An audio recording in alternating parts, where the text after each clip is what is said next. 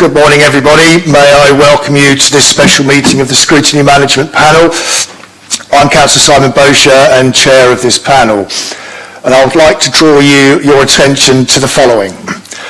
Housekeeping safety information. If the continuous fire alarm sounds, please evacuate the room and public gallery by the stairwells. Do not attempt to use the lifts, and please assemble at the Queen Victoria statue in front of the civic offices. In order to comply with the fire marshal regulations, if you signed into the Guildhall, please remember to sign out when you leave the building after today's meeting. If in doubt, follow me, as I will be first out of the door. COVID-19. This is the first in-person meeting of the committee since the beginning of the COVID-19 pandemic. Please be assured that we have put appropriate cleaning and social distancing measures in place to ensure that this meeting is undertaken in a COVID-secure manner. Limited public seating has been made available. However, this meeting is also being webcast to allow the public to attend remotely if they so wish. And can I please ask members to remain seated throughout the duration of the meeting and to wear a face mask covering unless seated. Live web streaming. May I draw everybody's attention to the fact that this meeting will be live streamed and that the camera zooms in to show the speaker. This is linked to the microphones. Therefore, can I please remind all attendees to turn their microphones on to speak and then off again once you have finished speaking. Members of the public are also permitted to record the meeting on the understanding that it neither disrupts the meeting nor records those stated explicitly that they do not wish to be recorded. Please be advised that the public seating area is not in view of the camera used to webcast this meeting. Moving on, right. Apologies for absence. Apologies for absence have been received from Councillor Heaney and also Councillor Rob Wood, and this is what it says in my briefing note, with Councillor Ian Holder attending in his place as one of the Conservative Group's standing deputies. So if there's something I'm not aware of, Councillor Holder, perhaps we can have a coffee later. Declarations of members' interests. Members, are there any declarations of interest? Nobody's interested. Thank you very much. Moving on to the agenda. Agenda item 3, call-in of decision taken by Cabinet on the 22nd of June 2021 in respect of item 10 on that agenda, appointments to outside bodies. Members, we are here today as 5 members of the Council, Councillors Matthew Atkins, Ryan Brent, Hannah Hockaday, Lee Mason and Daniel Weems have asked for the decision taken by the Cabinet on the 22nd of June on the appointments to outside organisations to be called in for scrutiny on the basis that they believe that the decisions may have been taken without adequate information, of which the nature has been identified. If the panel is satisfied that the Cabinet had adequate information to make its decision, then no further action is required and the matter ends here. If the panel is not satisfied on these grounds, the panel may refer the matter back to the Cabinet for reconsideration, setting out in writing the nature of its concerns that are to be addressed in conjunction with the original matter. Members, we also have Peter Bolf, the City Solicitor, in attendance today in case the Scrutiny Management Panel has any queries. The procedure we will follow is set out in Appendix 3, previously circulated. There are no written deputations, and we move on to the presentation of the call-in by Councillor Daniel Weems, a signatory of the call-in.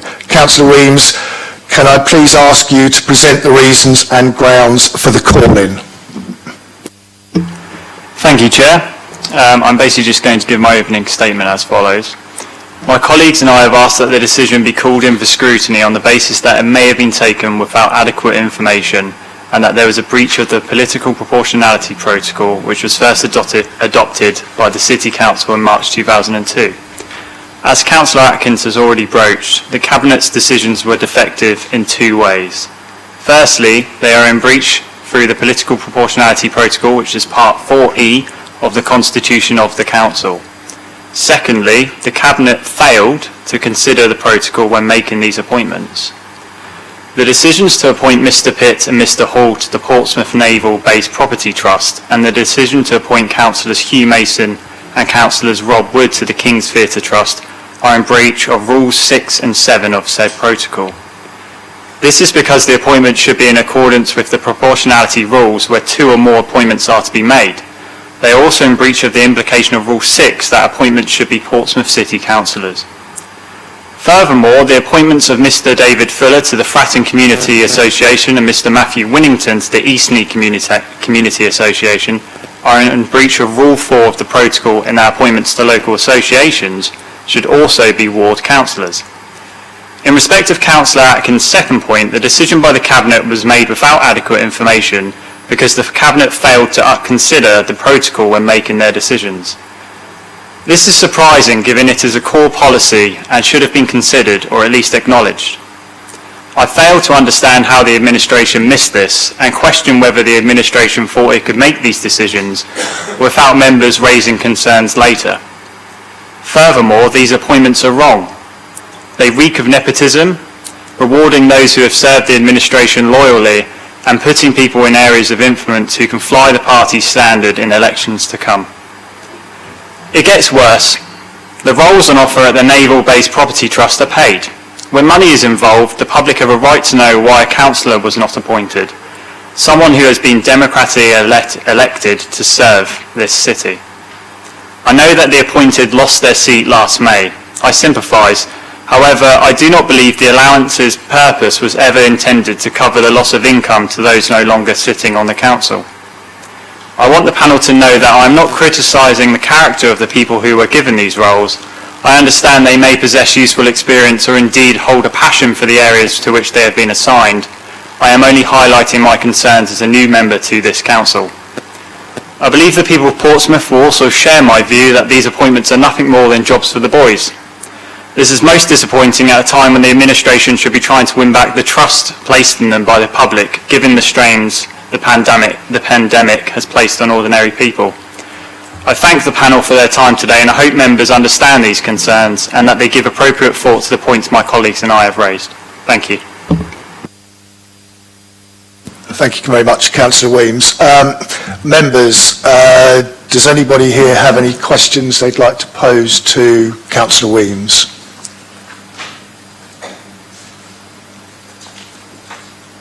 I'll take that as a no.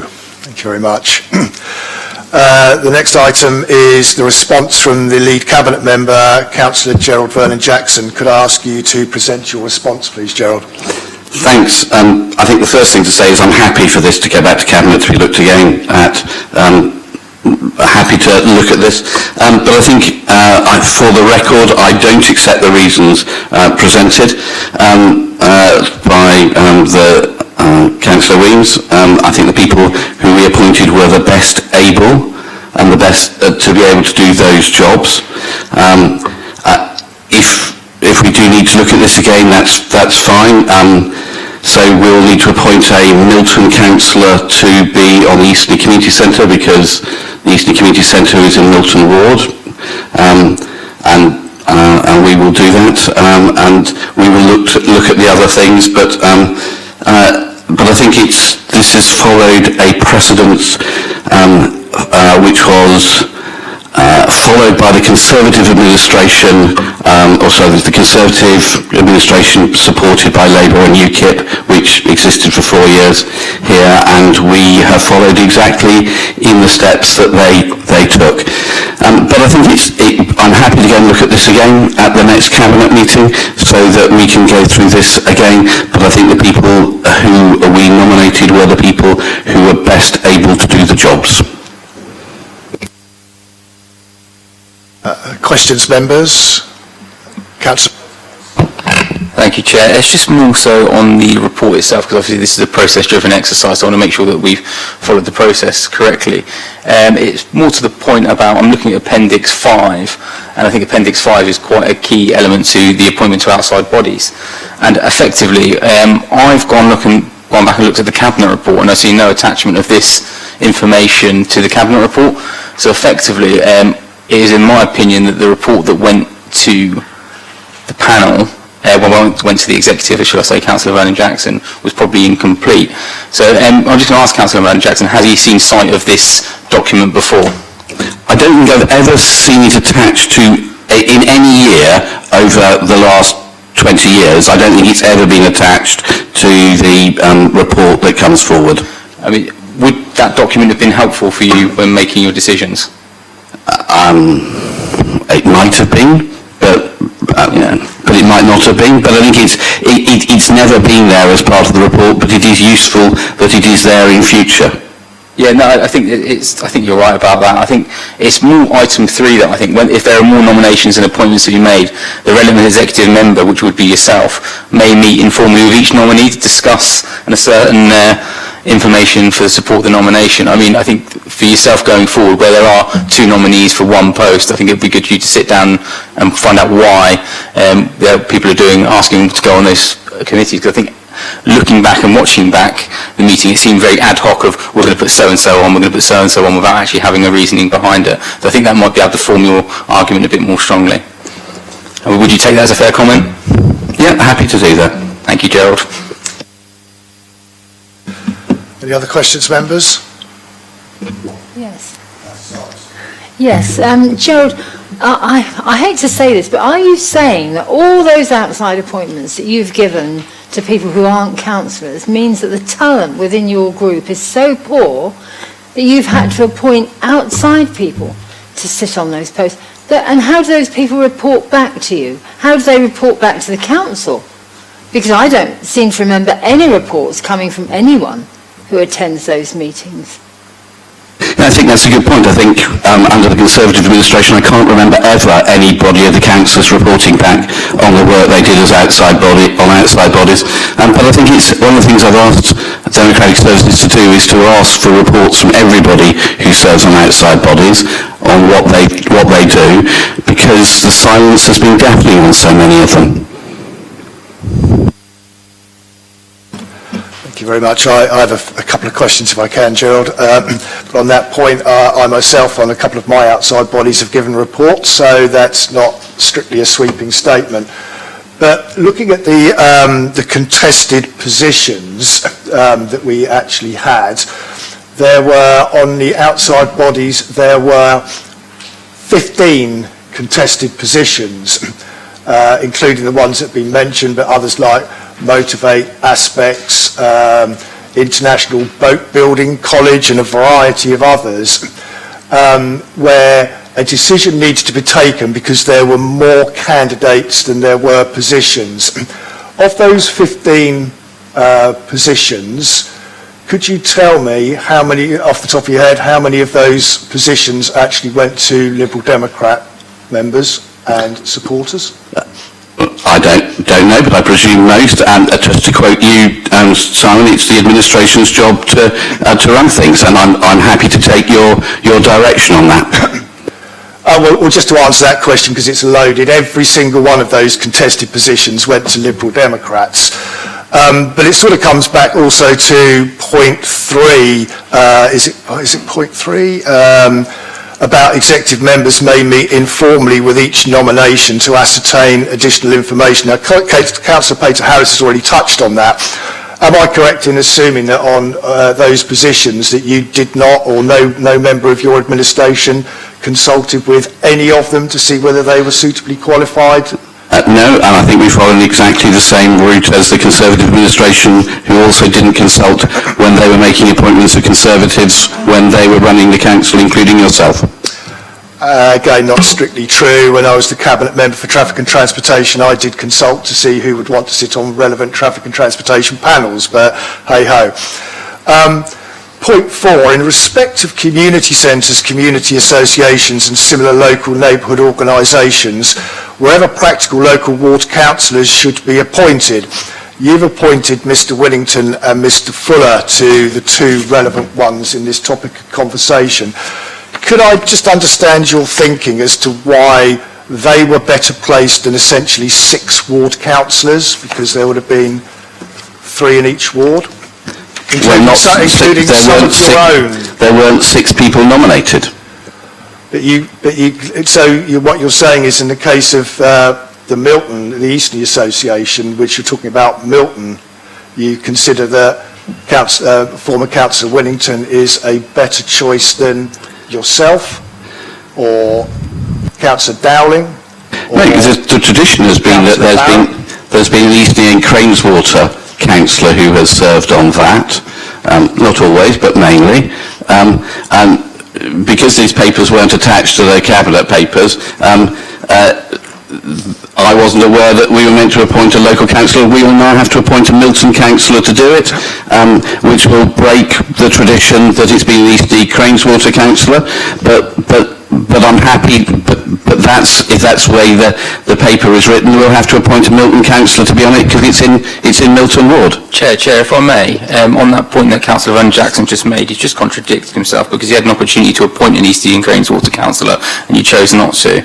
Absolutely, yes, so it was done on the basis of quality. Okay, thank you. That's a really nice thing to say about a fellow councillor. So, am I right in saying that you look on the basis of quality rather and ignore what it says in the Constitution with respect to political proportionality, Councillor Vernon Jackson? No, I think we look to see who's best able to do the job. Members, any more questions? So no, can I just go back? I think Scott Peter Harris is correct. I shouldn't use the word quality. I should probably use the word ability. I think equally that is quite insulting to the members as well. I think you should choose your words very carefully. Now we reach point 4 on the call-in procedure, and it's back to Councillor Weems for a further response, if you so wish. It's basically just leading on from other questions by members here today. I would just like to ask, what attributes does Mr. Pitt, Mr. Fuller and Mr. Winnington possess that other ward councillors do not? And further to this, I'd like to know whether these appointments were only made to the benefit of the Lib Dems and not to the city. Thank you. Am I meant to answer that, Simon? Thanks. I think the qualities that those people have are absolutely clear and obvious to everybody in terms of the roles that they would be fulfilling, and I am following the advice of your group leader, Councillor Weems, in that if the administration is running the council, it should be running things, and therefore we're following his advice to do so. Councillor Weems, if you wish to sum up your case, now is your opportunity. Thank you, Chair. Thank you for listening to my concerns and giving the appropriate time for questions to both myself and members called in. I will keep my closing statement short and sweet, as I have already raised my concerns in detail. I just want to remind the panel that the purpose of today's meeting is to determine whether the Cabinet's decision has been taken without adequate information, as well as any such other breaches of the protocol the Scrutiny Management Panel may determine. Thank you. Thank you very much, Councillor Weems. Councillor Vernon Jackson, now is your opportunity to sum up your case. No, and as I said at the beginning, I'm happy to take this back and look at it again, and I think in future years it would be useful to have that protocol as part of the agenda for the Cabinet. It hasn't been for the last 19 or 20 years that I can remember under any administration, but it is useful to have it for the future. Thank you very much, Councillor Vernon Jackson. Members, we're now into open debate between members of the committee. Does anybody wish to speak? Councillor Peter Harris. I don't think there's really a lot to say, to be honest, Councillor Brochure. I think it's quite clear that the leader is quite happy with this to go back, so I think we're going to be quite unanimous in our decision that we're going to be making today. I think it should go back. I think based on the information that we've got to us, I think moving forward the report should obviously have this information attached. It would make a lot of sense.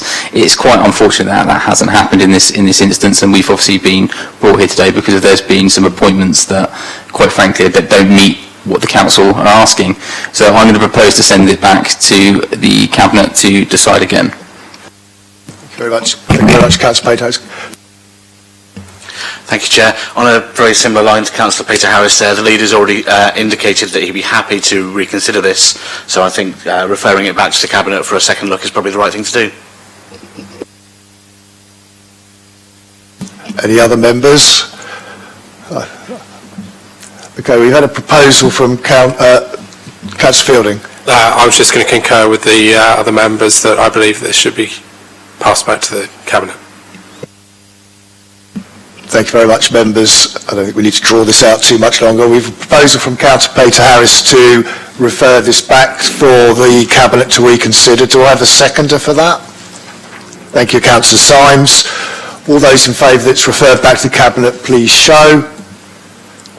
That is unanimous. Thank you very much, members. Thank you for your attendance this morning, and I'm closing the meeting at 10:21. That's got to be a record for a call-in, I think.